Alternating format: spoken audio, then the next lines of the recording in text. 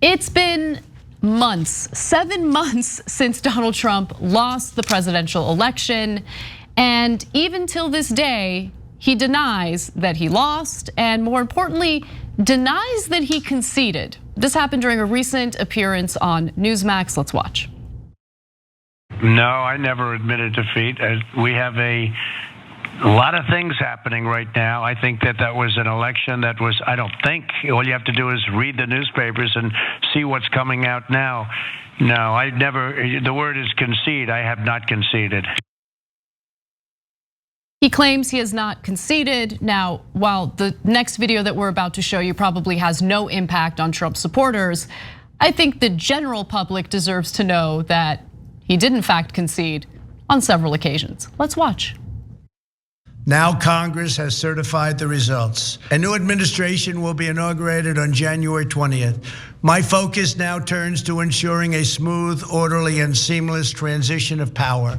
To the citizens of our country, serving as your president has been the honor of my lifetime. We got them by surprise in 16, and in 20 we did much better than we did in 16. And shockingly, we were supposed to win easily at 64 million votes, and we got 75 million votes, and we didn't win, but let's see what happens. No, I don't know, Cenk. I mean, that sounded like conceding, admitting that he had lost, but he would have you believe that no, he never admitted that he lost. So first of all, I know if you're a Republican, you just don't care about facts anymore. It's just optional. And so even if you hear it from Donald Trump himself, so no way, fake news.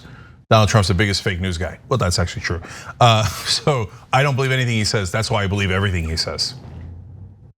How do you debate folks who just don't care about facts or logic? I don't know how to talk to you guys. What could we possibly say that would make a difference? Because there's Trump saying I concede, and then there's Trump saying I never conceded. Which Trump do you believe? Well, I think the difference is, and it took me a while to finally process this because it's not the way I operate, it's not the way we operate here, it's not the way the general left operates. We actually do care about what the evidence shows. Does the evidence bear out what the argument is? But there are right-wingers who aren't interested in good faith arguments based on evidence and logic. So what they'll do is they'll cherry pick whatever they agree with and completely ignore and dispose of whatever they disagree with or whatever disproves their preconceived notions. And so, like, I want to know the truth, right? So if I have beliefs that can be debunked with evidence, I don't want to make a clown out of myself or a fool out of myself by repeating things that are just patently false, demonstrably false. But the right wing, like, we got to stop acting like everyone is a good faith actor who engages in good faith arguments. That's just not the case. Oh, 100%. I'm just amazed by their followers. And so, in case you want to know what the reality is, 59 different Department of Homeland Security experts said that claims of voter fraud was completely unsubstantiated. His own Attorney General, Bill Barr, I'm disappointed in my Attorney General. Bill Barr, who did everything for him, lied for him, covered up, misrepresented what the Mueller report said. You go on and on for what Bill Barr was willing to do for Donald Trump. And Bill Barr said that there was no evidence of a quote stolen election. And so he's like, I'm disappointed. And Chris Krebs, the Trump cybersecurity czar, said that repeatedly that there was no evidence of voter fraud. They lost 60 cases in a row, Trump and his allies. Yep. And so every single piece of evidence points to no voter fraud. You actually lost the election, and you know that. And yet, a third of the country and 2/3 of Republicans say no, Joe Biden won with voter fraud. So that's why I think this is a worthy topic, because there's a very serious problem in the country in regard to a significant portion of the electorate that just refuses to believe that Biden won fair and square. So, and when you couple that with the violent rhetoric that we hear on the right wing, I just think that there's a lot to be concerned about, right? Because we've already seen acts of violence. I'm worried that it's gonna continue to snowball. And I don't know if the Biden administration is really prepared for it. I don't know if Congress, no, I do know that Congress is not prepared for it. So let me give you the results of a recent Monmouth University poll where they found that 1/3, 32% of Americans continue to believe that Joe Biden's victory in 2020 was due to voter fraud, a number that has not budged since the November election, according to this Monmouth University poll. When all Republican identifiers and leaners are combined, the number who believe Biden won only because of voter fraud has been fairly stable, 63%. I'm sorry, 63% now. It was 64% in March and 69% in January, 66% in November. So very consistently, 4 different polls, right around 2/3 of Republicans live in total la-la land. And so guys, I'm the biggest culprit in this. I too often call Trump voters unintelligent, right? And I use more colorful language. But mostly they don't see the same news as we do. Yes. And their so-called news outlets lie to them 24/7. So they probably have no idea that Trump's cybersecurity czar said there was no fraud, that his attorney general said there was no fraud, that he lost 60 cases in a row. They probably have no idea. Now, yes, when they say Hugo Chavez's ghost stole the election, and you believe that, okay, then I got to question your intelligence, right? But overall, all they see is his lies. Yes. And so that's the #1 problem. Yep. So, and guys, that is why this is so dangerous. Because they genuinely think, most of them genuinely think that Biden actually stole the election.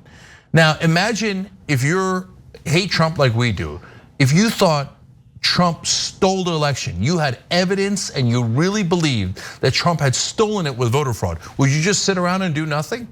No, we'd all be in the streets, and I don't know what else would happen, but we would be super, super mad. That is how mad they are, because they think America got stolen from them, right? And now you got Matt Gaetz and Crawford and so many, Cawthorn and so many other Republicans going out there going, Second Amendment rights is for tyranny. It's not for hunting, it's for tyranny. You got to stop the government and their tyranny. You got to take action, right? And even Larry Trump talking about taking matters into your own hands and taking action. She was referring to the border, but all of this is leading to a very, very dangerous place. I mean, I think January 6th, unfortunately, I'm worried that was the tip of the iceberg, that there's going to be a very significant wave of violence coming. I hope to God it doesn't happen, but I'm really worried about it. Yeah, I mean, I'm concerned about it too. And during the coronavirus pandemic, specifically in 2020, the number of gun sales skyrocketed in this country. And at this point, more than 1 in 3 American households have weapons, have guns. So, and when you couple disinformation about the election with right-wing media and right-wing politicians urging violent reactions to what's happening, and the issue with guns, I mean, it's just a recipe for disaster.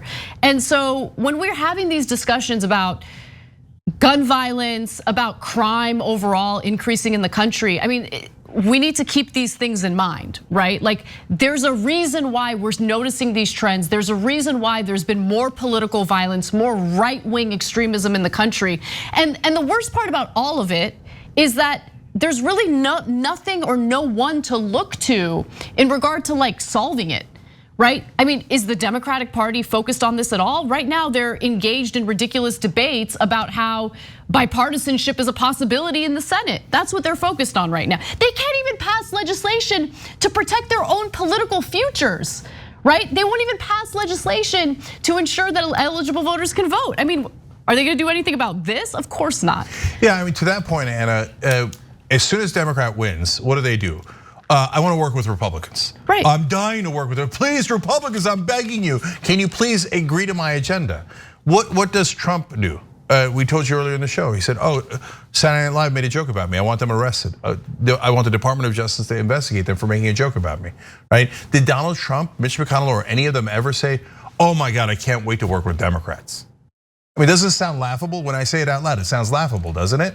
And yet we all accept that when Democrats win, they shouldn't do what Democrats want. They should do what Republicans want. When Republicans win, we accept that they are going to do the most extreme Republican things possible and not give a damn about Democrats. This is uneven playing field is insane. The Democrats accepting it is not insane. It's corrupt because they have the same donors. Yes. That's the bottom line, okay?